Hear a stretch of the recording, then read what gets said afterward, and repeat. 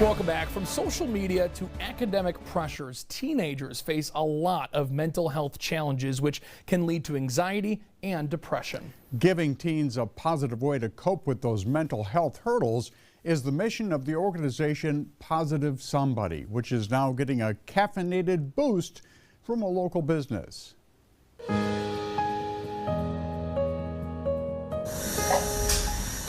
When Jenny Metzmaker walks into the Bigby coffee shop in Hazlet, leaving with a cup of joe takes a back seat. Hi Jenny, how are you? To leaving behind a counter full of positive packs.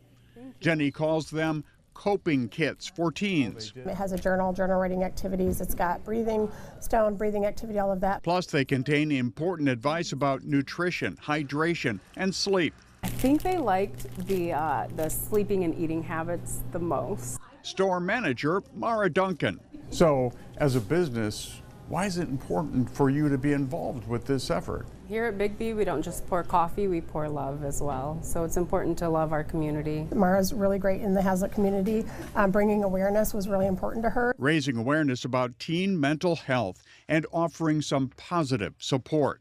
So the journal and the positive pack is a good way to get your feelings out onto paper instead of keeping things bottled up inside. Duncan first learned of the positive packs from her little sister who goes to Hazlet High School. It's just one of the many Mid-Michigan schools benefiting from Metzmaker's mission.